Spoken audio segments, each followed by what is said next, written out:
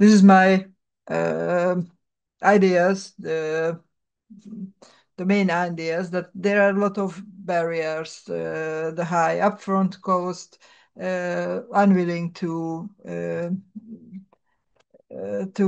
make credit, and I am old, I am too young, and so on, haven't got technical knowledge and so on. But different target groups has different barriers.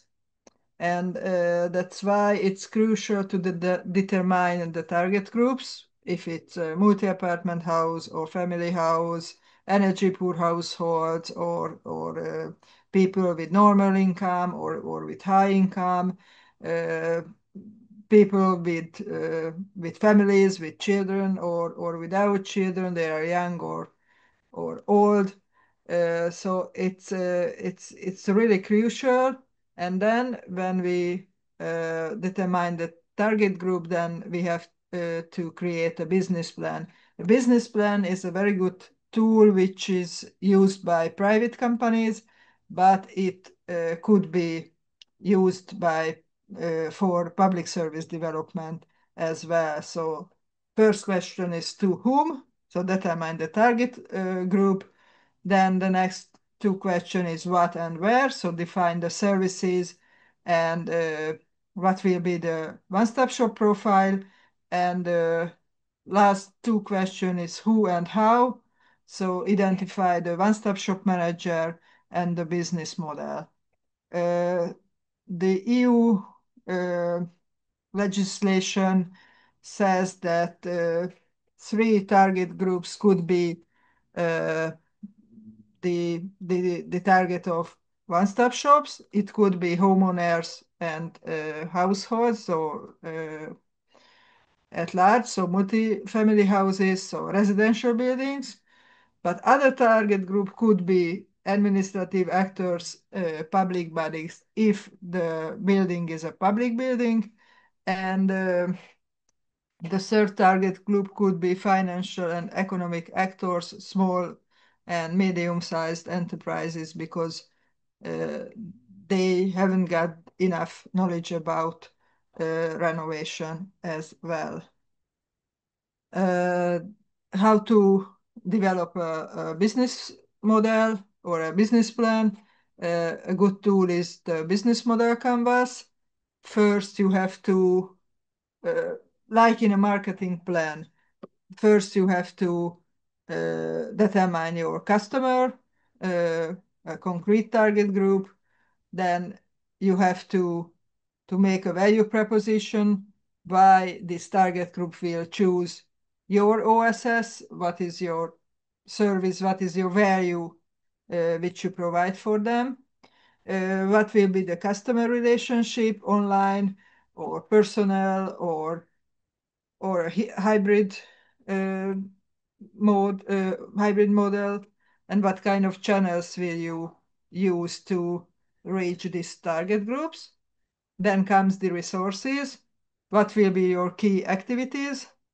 What are the key resources? This could be human resources, and for example, if you need an office or I don't know, a marketing knowledge, and who are your key partners. And the financing, I would say it's one of the most important. What is your cost structure? So it could be operational costs and investment costs as well, human costs for human resources and for infrastructure as well. And what is your revenue stream? So from where will you get money to operate your one-stop shops? And further analysis could be this pestle analysis, which we made I would say, maybe in the first training. It is planning your one-stop shop future, identifying signals of change trends on drivers, in each segment: political, economic, social, technological, environmental, and legal aspects. Other analysis tool could be the stakeholder mapping, which we made as well, maybe in the second training. Who are your main stakeholders? Why are they involved? When will contact your OSS with these stakeholders? And you could prioritize how important these stakeholders could be, are, and how influential are they. So, for example, a contractor is very, very important to implement a high quality renovation, but they are not so influential because they are mainly SMEs. But for example, departure of health, it's not so important in implementing a renovation, but this Ministry of Health is very, very influential. So you can prioritize the stakeholders with these two aspects. And the third analysis tool is the risk analysis.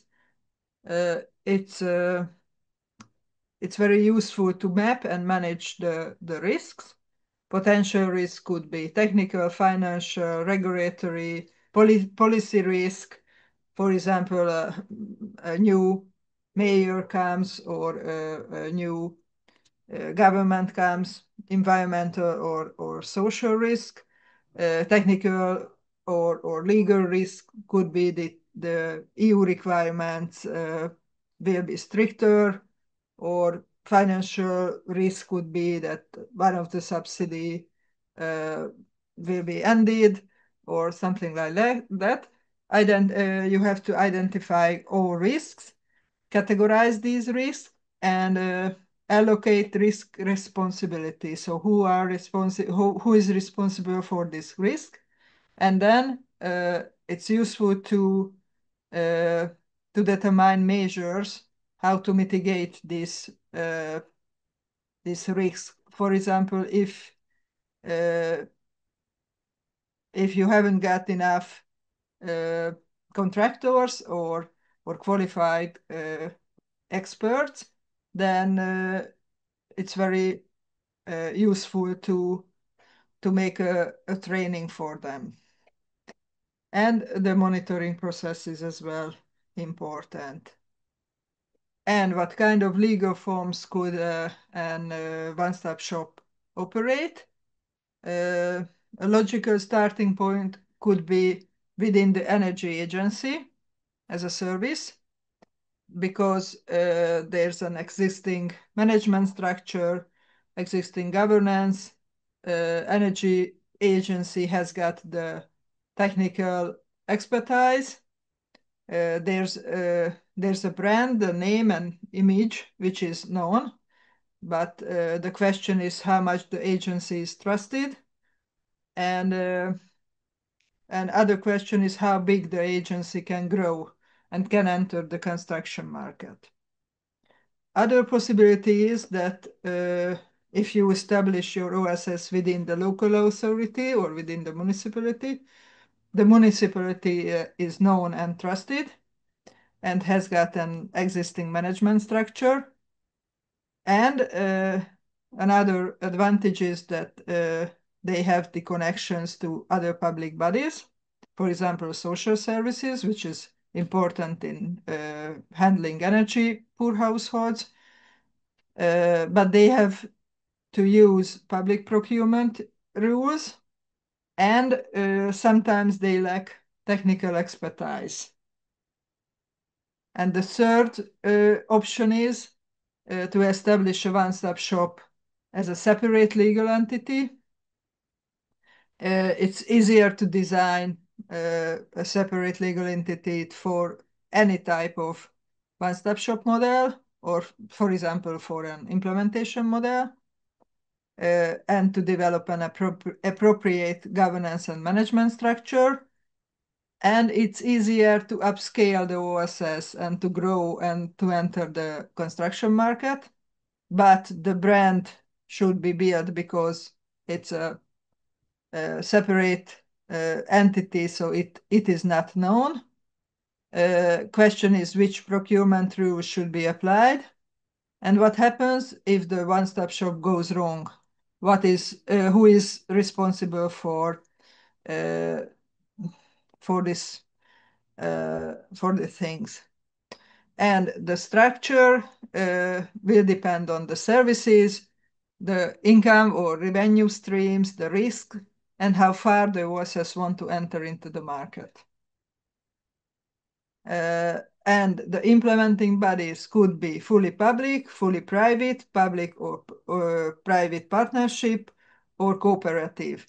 If you use a fully public body, then it's mainly the national or regional or local public authority which owns and operates the one-stop shop.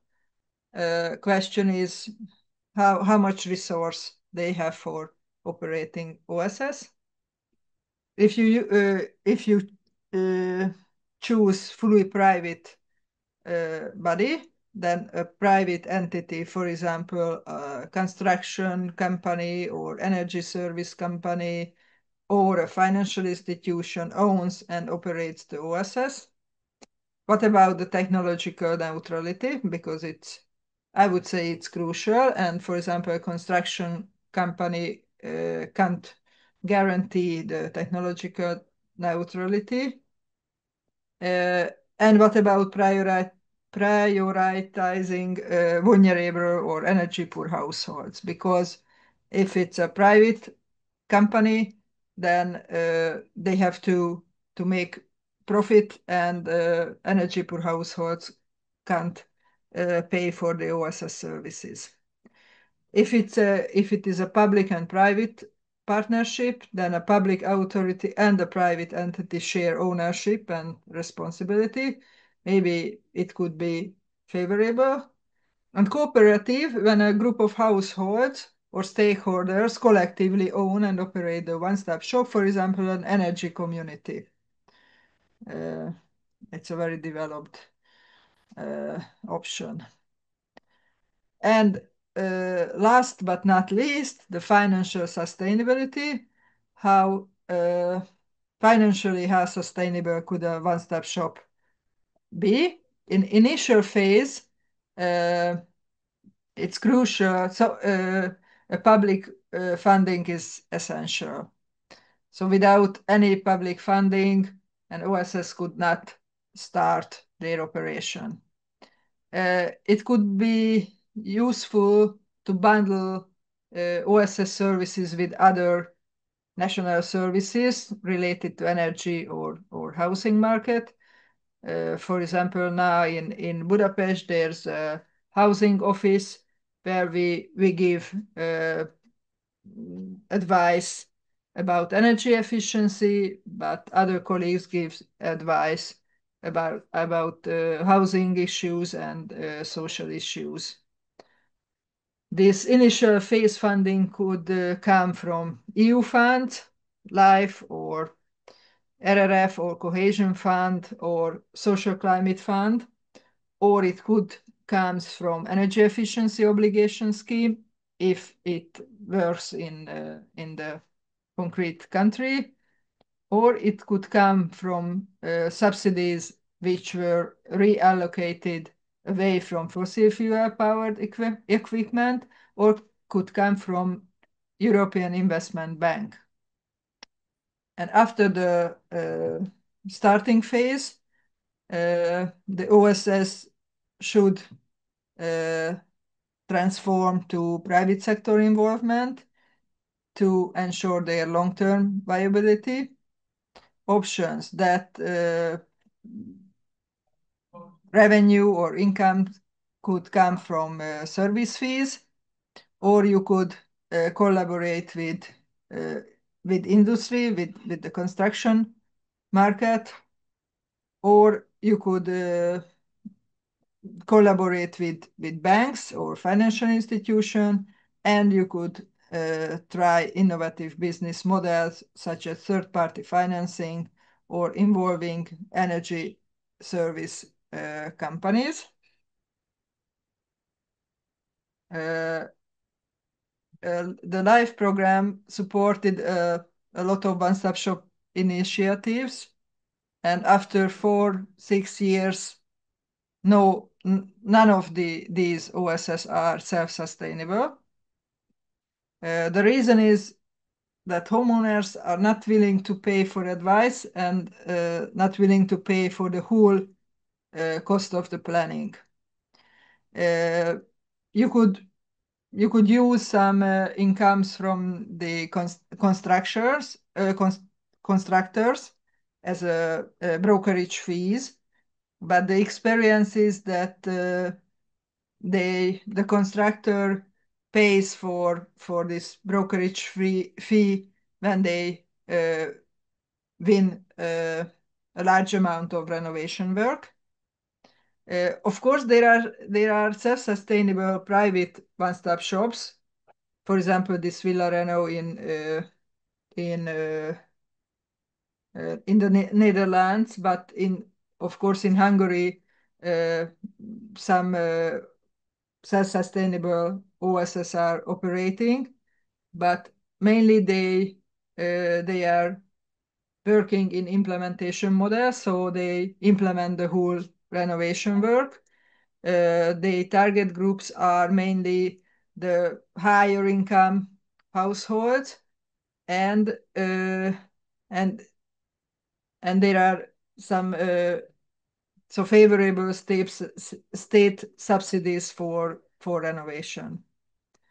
An average operational cost of a one-stop shop is around 230,000 euro per year, and 7 full-time equivalent persons. This comes from a survey from EU Peers project, but if you work as an OSS in advice model, maybe it could be cheaper.